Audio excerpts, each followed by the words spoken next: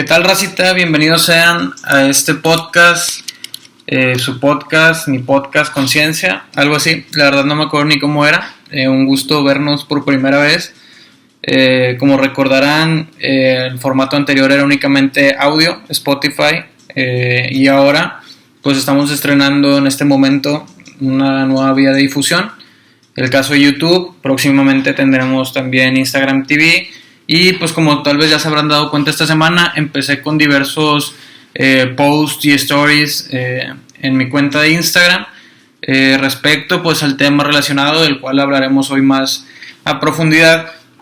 Primero que nada pues les quiero hablar un poquito de este regreso. Ya sé que mentí para aquellos que se hayan escuchado el último episodio del año pasado, que de hecho pues ya llevaba como una ausencia de un mes, o más sin subir video. Les dije que ahora sí prometía subir videos constantemente cada semana y pues terminó por ser una estafa más. Los dejé con el emoji del payasito, quedé. La verdad es que sí me la mamé. mentí muy gacho, pero bueno, aquí estoy. Les cuento un poco de por qué me fui. La verdad es que pues fui perdiendo un poco la motivación, más que nada por temas externos, el tema del trabajo, de la tesis, de estar a punto de graduarme, exámenes y demás. La verdad es que la carga pues de todo lo que traía en responsabilidades fue aumentando más de lo que esperaba, y pues vi esa pérdida de motivación a la par que aumentaron estas responsabilidades, ¿no? Asimismo pues creo que el propósito que tenía inicialmente lo fui desviando.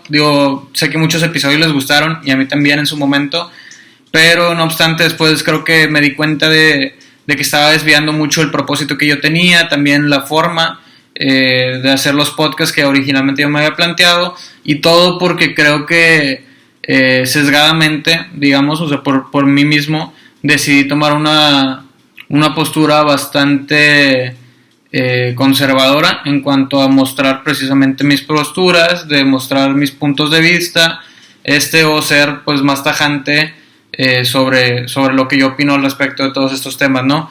Creo que la verdad fui muy tibio en ese sentido, y es algo de lo cual pues generó a la larga ese cansancio, esa pérdida de motivación, por lo cual pues después de haberlo reflexionado muchos meses, de haber estado pensándolo, como les digo, decidí volver con este formato más o menos similar al anterior, otros más que ahorita les platicaré, y pues mostrarme ahora mucho más tajante, mucho más yo, digamos, en cuanto a todos estos temas.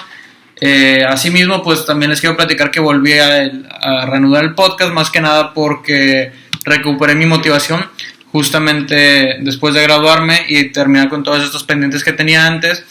Pues me volví a encontrar, digamos, con estas causas sociales ya en un ámbito laboral, y recuperé, digamos, esta pasión, despertó de nuevo, o bueno, nunca se fue, simplemente pues no estaba trabajando en algo que me apasionara tanto como ahora, que pues literalmente trabajo en lo que me apasiona. Y pues al vivir al día a día todas estas causas, todos estos datos, todas estas circunstancias, me hicieron recuperar la motivación, y pues creo que la responsabilidad de empezar a difundirles toda esta información al respecto de la situación económica nacional y mundial, así como otros problemas sociales que creo que abundan.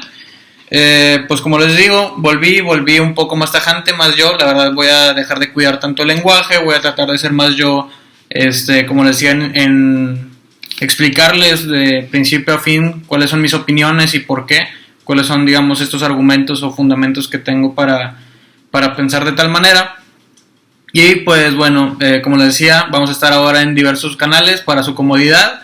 Espero pues poco a poco ir aprendiendo. Créanme que voy a hacer mi mejor esfuerzo. Para mí pues sabrán que soy economista, no tengo nada que ver con diseño, ni con comunicación, ni marketing. Por lo tanto pues todo este tema de edición, de publicaciones y demás no es mi fuerte, pero pues creo que voy a ir estirando poco a poco esta curva de aprendizaje. Asimismo pues les quiero decir que va a haber nuevos formatos adicional de los que ya comenté en estos grabados, ya sean audio para los que lo escuchan todavía en Spotify o los que ya estén viendo ahora en YouTube. Ya no solo serán este tipo de monólogos, sino también incluiré un análisis de noticias de vez en cuando crea que hay algo suficientemente relevante y también el tiempo me lo permita, así como algunos diálogos o entrevistas con invitados de diversas áreas, disciplinas y expertices de todo el tema social.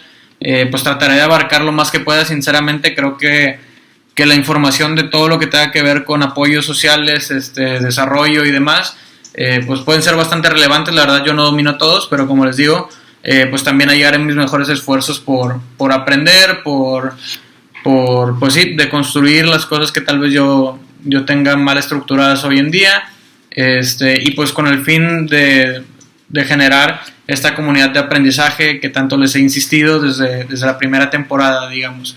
Si esto es que empieza como una segunda. Y pues bueno, ya sin tanto rodeo, les quiero platicar ahora sí del tema de pobreza en México específicamente, que como habrán visto posiblemente en Instagram, pues ya les posteé varias cosas sobre datos y definiciones del Coneval.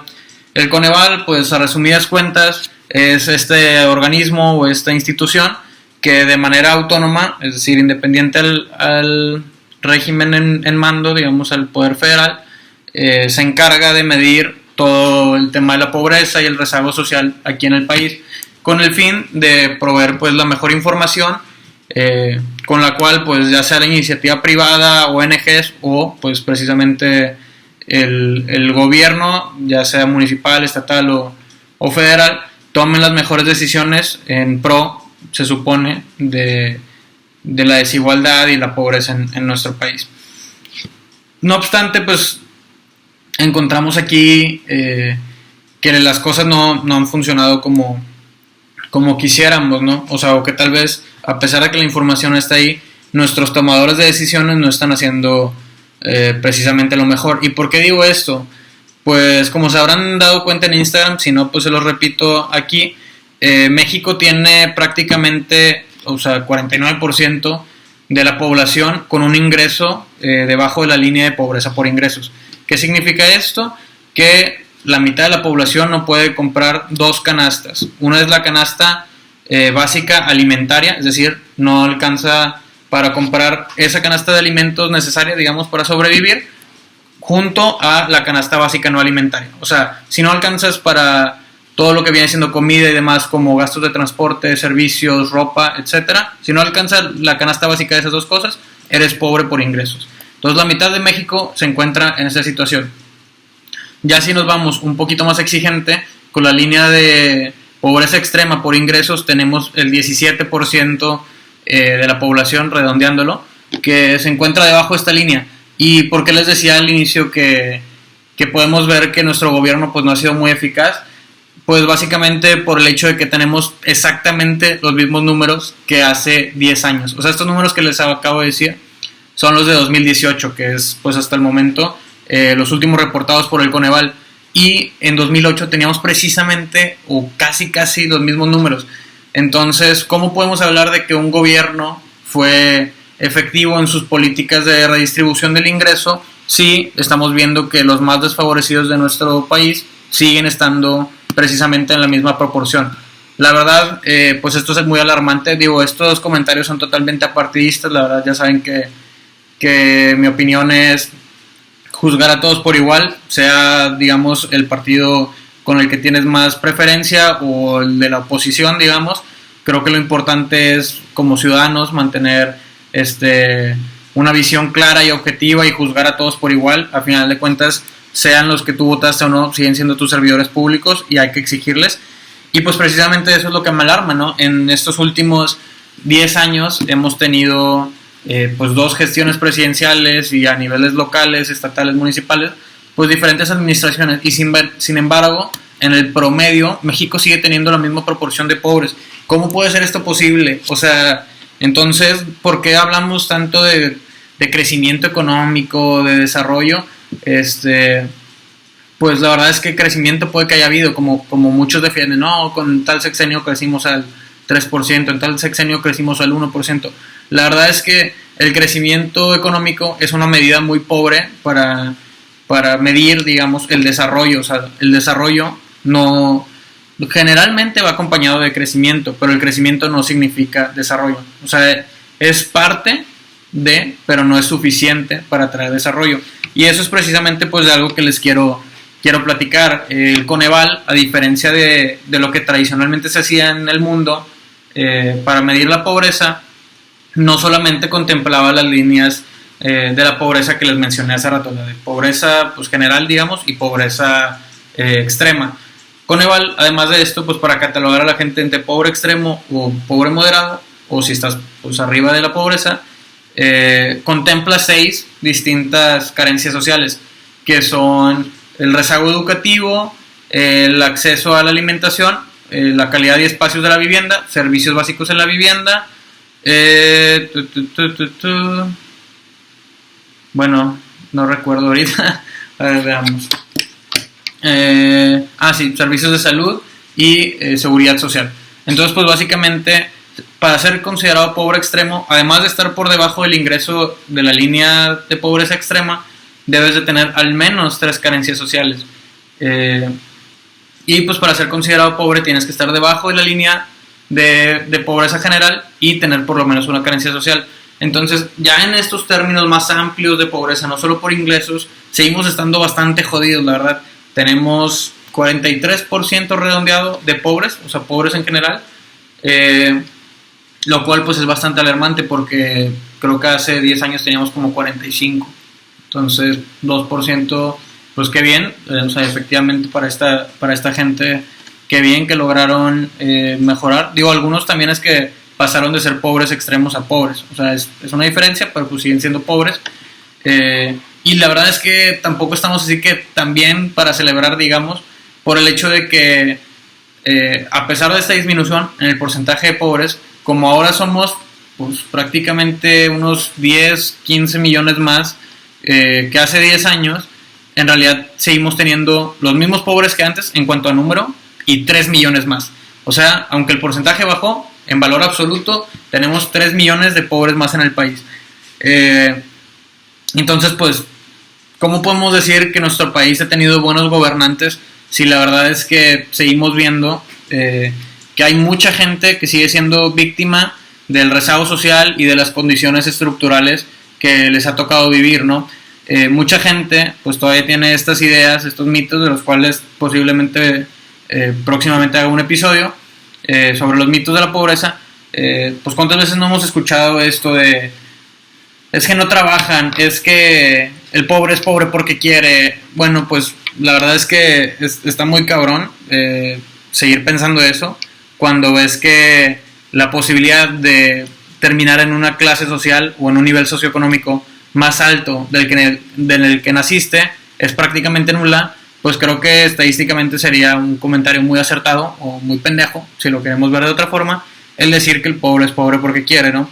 Digo, de la movilidad social y de esto de los privilegios y pues las desventajas o los rezagos estructurales, les hablaré posiblemente en otros episodios por completo porque creo que este tema me encanta y que a la larga pues seguiré hablando una y otra vez, ¿no? Entonces tal vez en otros episodios lleguemos a profundizar más, pero pues ¿qué me preocupa aquí?